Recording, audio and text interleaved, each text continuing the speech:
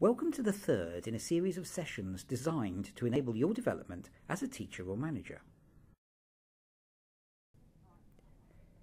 This programme is the result of collaboration between the City and Guilds Centre for Skills Development and the Centre for Education in the Criminal Justice System, part of the Institute of Education, University of London. Motivation is central to learning in a range of ways. On a pragmatic note, there is good evidence that learners who become interested once they are on a course are more likely to have a good attendance record and to complete their courses. This is all the more powerful as various studies have found no significant motivational differences at the outset of college courses between those who stay and those who leave.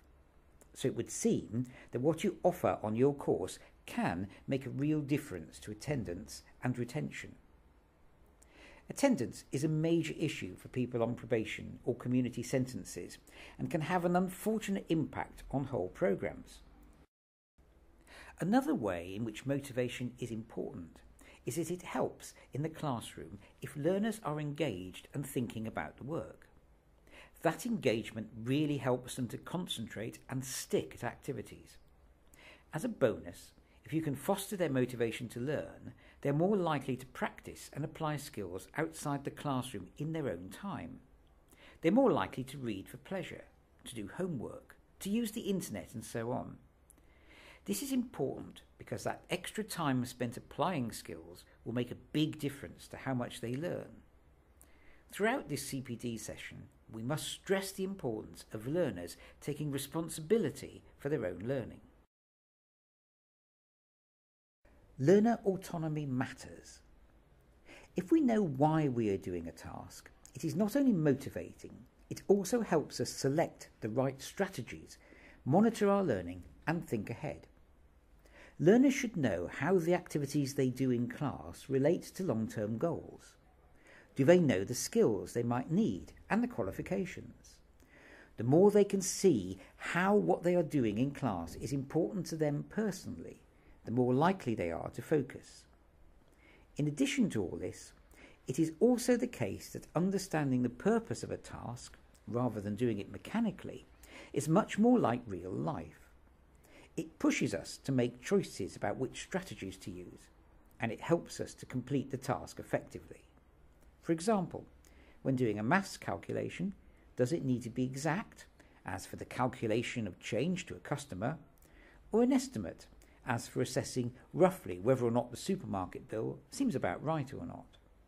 For a writing activity, is the purpose to get some ideas down on paper, to make an argument for a particular case, or to prepare something for others to read? So how does someone become an autonomous learner? The learner must move from being dependent on the teacher telling them what to do to being more aware themselves about what needs to be done. Working with learners to set their own goals is part of this process, and this may need to be repeated over time. There are numerous reports that adult learners, in a range of contexts, don't remember any initial assessment and planning around their learning. The detail, sometimes referred to as SMART targets, needs fairly regular updating. Learners should be able to monitor and adjust their learning to achieve their goals. They need to ask themselves whether they are getting better at a particular skill, what they don't understand, and whether they need to practice. Are you fostering this kind of thinking?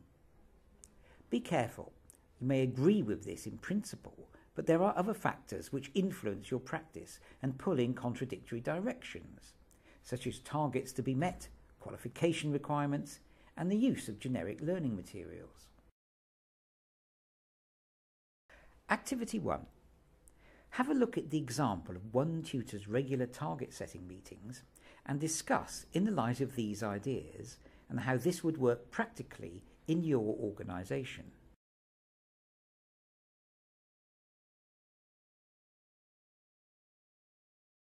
Apart from helping learners feel in charge of their learning, there are other ways that you can foster motivation in the classroom.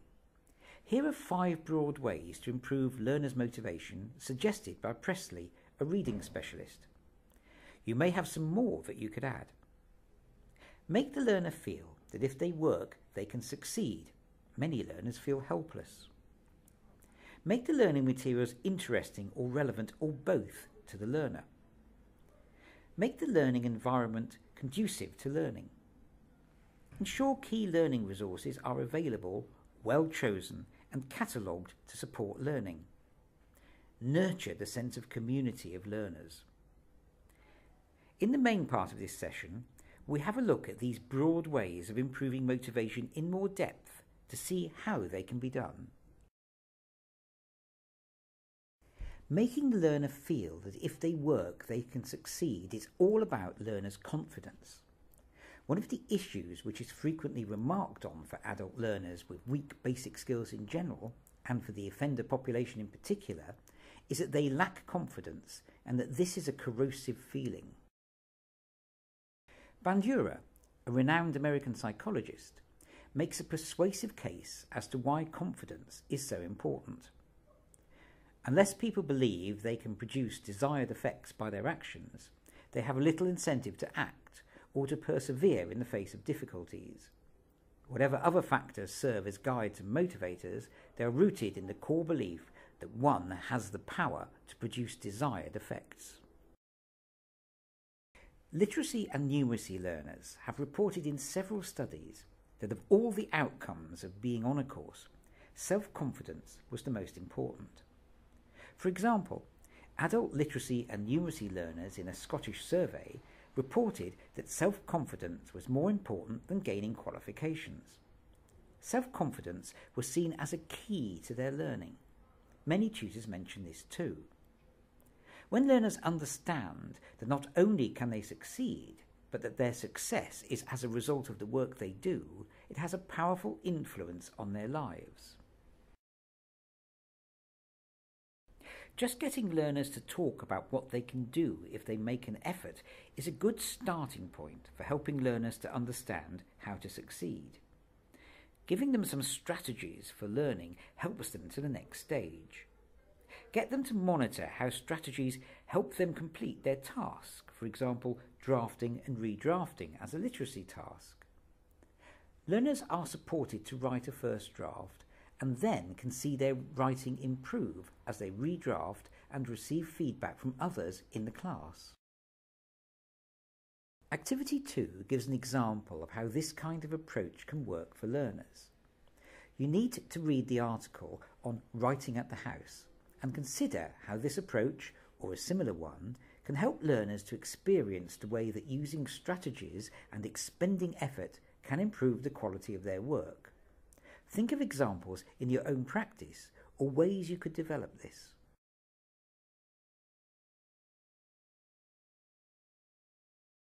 Techniques like writing at the house are sometimes referred to as attributional retraining. People who lack confidence and have failed in the past often attribute success or failure to things outside of their control. They might say, "I can't do this sort of thing, it's too hard. I only did well on that because you helped me," or "It doesn't matter how hard you try, it's just luck." So they need to retrain to see that they have the power to make themselves succeed. This kind of confidence will help them to concentrate on the task at hand rather than worry about failing. To cope with failures by retracing their steps to find their mistakes, or by analysing the problem to find another approach rather than giving up, and to learn from mistakes rather than just feeling humiliated.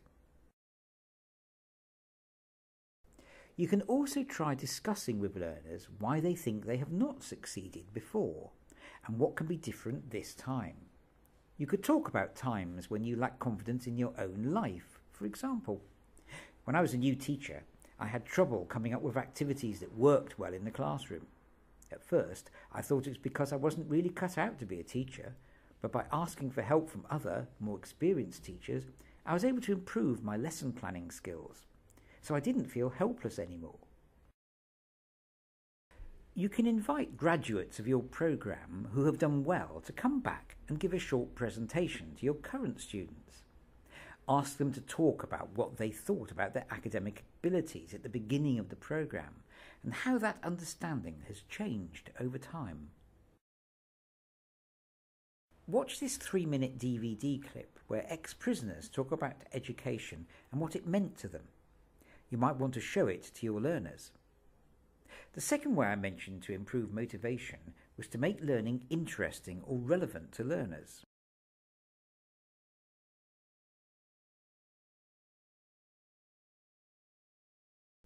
So we've talked about helping learners to understand that they can succeed.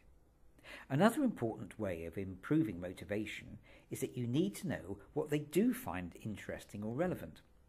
You can explore this in individual tutorials, class discussion, or through projects. Exchange ideas with colleagues in your own organisation and with colleagues elsewhere. This is where making time to talk to others really can be helpful.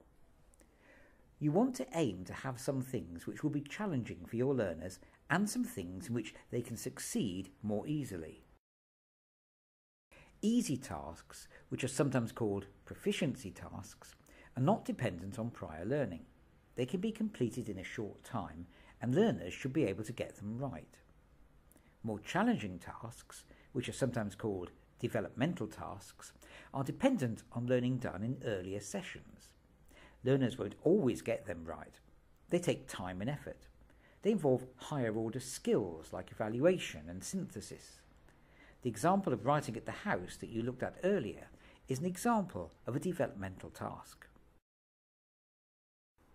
There are some techniques that help to make learning interesting and relevant.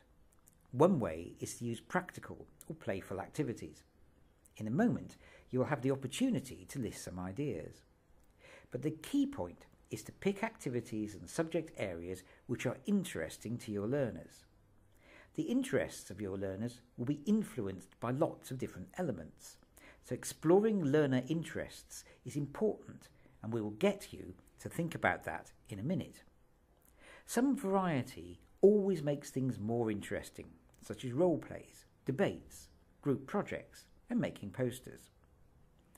Allow learners to choose their own reading materials, for example, by giving them access to a well-stocked library. Readers are better at comprehending texts that are more interesting to them, or present maths problems as part of real-life situations. We find it easier to solve problems in familiar contexts, and this is also likely to be more useful as well as more motivating, of course. Please refer to Activity 4, which is to help you explore the practicalities of finding good, motivating activities.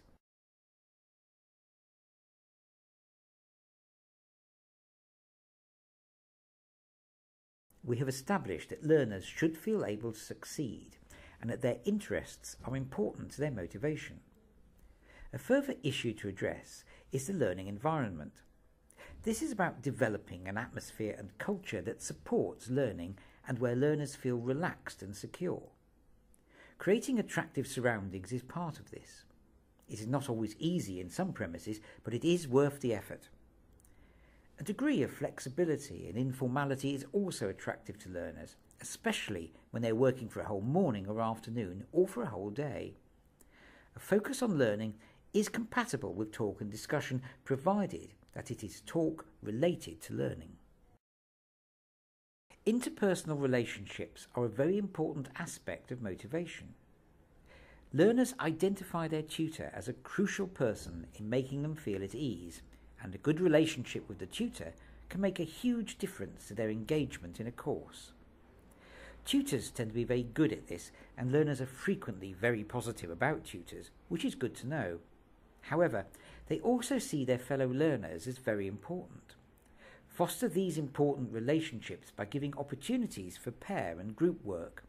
Set out ground rules for supportive working. Ground rules for group work.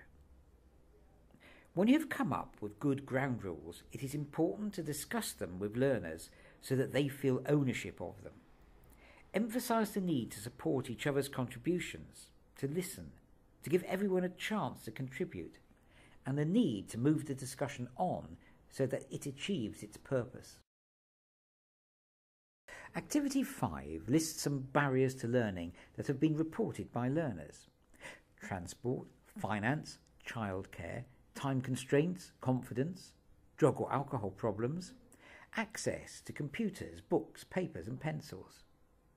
They may also have issues with the courses themselves, such as a lack of variety of learning opportunities, and request short and flexible courses, more intensive courses and drop-in centres.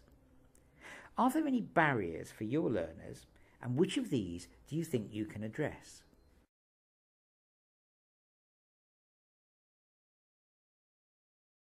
As was mentioned at the beginning of this session, learners on sentence in the community are a group that is most likely to have issues that may impact on their learning.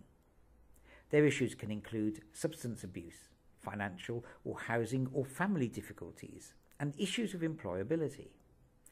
Learning providers cannot deal with most of these issues, but they can help to address external issues by developing good networks with other service providers. Being aware of these issues is an important part of providing education and training to these learners.